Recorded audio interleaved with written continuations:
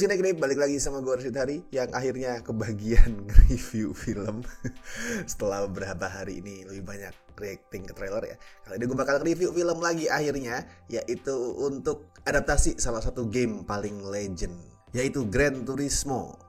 Kalau yang udah main game sejak era PS1 pasti familiar lah sama ini. Minimal nih, misal lu bukan pemain game racing yang gak edik banget balapan, pasti sering denger namanya. Tetap minimal bakal sering denger namanya. Gue sendiri tuh gak terlalu demen sama racing game ya, tapi dulu gue juga beli gamenya gitu pas PS1. Walaupun cuma dimainin bentar, terus gak pernah disentuh lagi gitu, tapi gue tetap punya. Soalnya kalau racing game zaman PS1 tuh gue lebih cocok sama Need for Speed sih.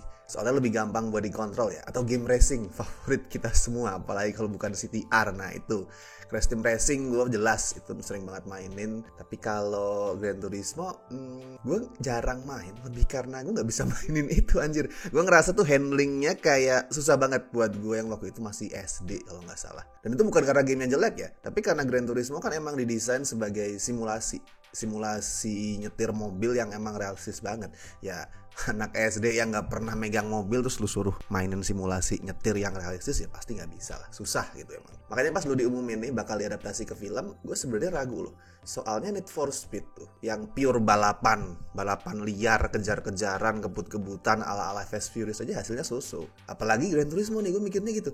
Lah Gran Turismo kan gak ada plotnya gitu. Terus gimana bakal ngadaptasi ke layar lebar? Gimana itu bisa jadi sebuah tontonan yang bagus? Dan untungnya kekhawatiran gue gak terbukti. Seujon gue salah, Gran Turismo tuh begitu gue tonton ya, ternyata malah jadi salah satu film adaptasi game dengan bentuk narasi yang paling kreatif. Dan ini sejalan loh sama tren di tahun 2023. Coba lu sadar gak? Belakangan ini itu ada tren di mana genre-genre yang dianggap udah usang, yang dianggap ceritanya tuh udah klise banget, tuh mulai berusaha buat modifikasi template mereka. Contoh paling kerasa di biopik deh. Kalau dulu biopik tuh kan selalu fokus ke perjalanan hidup satu orang ya, satu sosok. Dari dia kecil, terus kemudian tumbuh dewasa, jatuh bangun, sebelum kemudian sukses, akhirnya tua, meninggal. Pola film biopik tuh selalu seperti itu.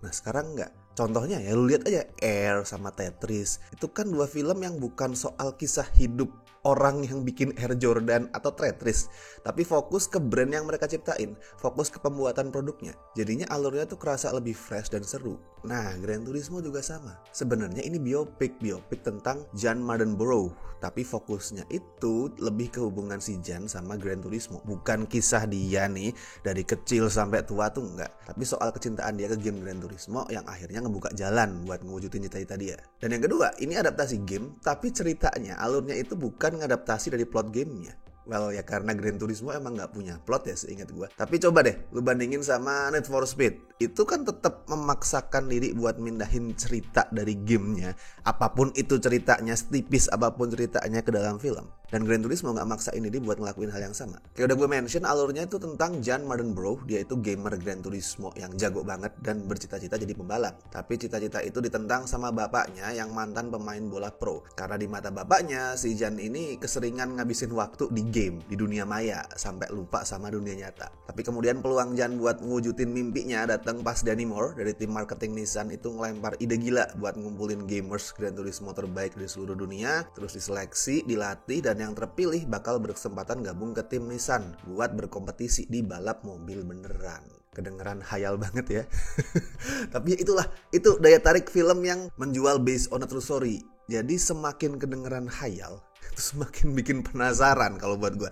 Karena penonton jadi mikir, kok bisa hal seajaib ini terjadi di realita? Beneran gak? Nah itu daya tarik utamanya. Dan sebenarnya apa yang film ini lakuin tuh gak beda jauh loh sama yang dilakuin Danny Moore di plotnya. Maksud gue gini, kalau Danny itu kan pengen ngelebarin pasar mobil Nissan ke para gamer ya, dengan ngejadiin gamer Gran Turismo itu pembalap beneran. Jadi seolah dia tuh ngomong, heh lu gamers, lu bermimpi beranjak dari kursi game lu terus jadi pembalap beneran? Kalau iya, ya lu beli Nissan. Lu beli Nissan, terus lu ikutin jejaknya si Jan, jadi pembalap beneran. Terbukti Nissan itu bisa menjadikan lo pembalap beneran dengan mobil kita. Jadi si Danny itu ngejual Nissan ke para gamers, sedangkan film ini ngejual Gran Turismo ke para penonton film. Dan caranya gue suka banget. Yang gak 100% soft selling sih sebenarnya, tetap kerasa hard selling, tapi lumayan halus lah hitungannya. Jadi naskahnya tuh menekankan kalau si Yan dan para gamer Gran Turismo lain itu bisa jago nyetir, bisa jago balapan, gak kagok-kagok amat walaupun harus ngelewatin latihan yang berat ya. Ya karena mereka mainin Gran Turismo. Karena Gran Turismo itu adalah game simulasi yang realistis banget. Kalau denger omongan gue sekarang mungkin kelihatan hard selling banget ya, tapi begitu lu nonton filmnya lu pasti ngerasa oke, cara jualannya lumayan halus. Di luar itu, naskahnya juga bisa bikin durasi yang lumayan panjang. Seingat gue tuh sekitar 130 menitan lah. Itu kerasa penuh. Nggak kemudian jadi draggy, jadi banyak kosong tuh nggak. Konfliknya nggak yang sesek, terlalu rame tapi penuh, padat. Di luar balapan tuh ada konflik ayah anak, terus proses karakternya ngadepin trauma, sampai kontroversi soal boleh nggak sih sebenarnya nih ada pembalap yang dulunya gamers atau yang disebut sim racers ya, boleh nggak sih sim racers itu ikut balapan beneran, bikin bahaya atau nggak buat orang lain. Dan konflik yang padat dan banyak tadi itu bisa punya dampak emosi karena acting para pemainnya. Semuanya oke, tapi buat gue yang paling menonjol tuh si David Harbour yang meranin Jack, pelatih balapnya Ian. Dia tuh bisa nyimbangin antara sisi keras orang pelatih yang tegas sama sisi rapuh seorang individu yang nyimpen luka. Dan caranya ngeluarin kalimat-kalimat motivasi atau gimana dia tuh euforia gitu pas si Ian berhasil di sebuah lomba, itu bisa menyampaikan emosi ke penonton lah. Jadi lu bisa ngerasain euforianya juga, terus lu bisa ngerasain motivasi yang dia kasih, itu kuat dia mainnya. Oh, dan jangan lupakan satu bapak ini, si Jimon Hunsu. Itu dia buat gue adalah salah satu aktor paling underrated. Lu mungkin gak akan banyak ngedenger dia ada di pembicaraan award season atau penghargaan festival apapun, tapi sebenarnya dia aktor yang oke. Makanya misalkan lu ngerasa ini kok orang sering banget nongol ya, karena dia aktor yang oke. Cuman mungkin gak terlalu bankable gitu, gak kemudian jadi idola yang bisa mendatangkan penonton banyak, makanya jarang jadi lead. Dan di sini resolusi konflik ayah anak tadi bisa kerasa menyentuh ya karena aktingnya si Jimon Hunsu tadi. Sama satu hal lagi yang patut dirayain di film ini adalah kembalinya Bapak Neil Blomkamp. Nah, ini dia udah gue tunggu lama loh. Dia nggak pernah pergi coy. Dia nggak pernah absen lama bikin film. Tapi nggak pernah sebagus debu dia yang keren banget di District 9. Habis itu dia bikin Elysium yang ya mediocre, capi yang sama Demonic yang hancur. Tapi akhirnya di sini dia balik ke performa terbaiknya. Di Gran Turismo tuh Neil Blomkamp punya 2 prestasi buat gue. Yang pertama adalah soal ngolah momen emosional. Dia jago ngolah momen emosional tanpa harus kerasa terlalu lebay. Dan yang kedua itu adalah caranya ngemas adegan balapan. Balapannya seru, itu pasti jelas ya. Karena pada dasarnya naskahnya tuh udah ngasih variasi rintangan di adegan balapan. Misal lintasannya basah karena hujan, atau lintasannya tuh bahaya, punya belokan-belokan atau tanjakan yang agak serem, atau banyak kecelakaan yang terjadi, itu banyak. Ya sekali lagi naskahnya emang padat dalam ngasih konflik. Tapi Blomkamp di sini juga bisa ngasih energi gitu.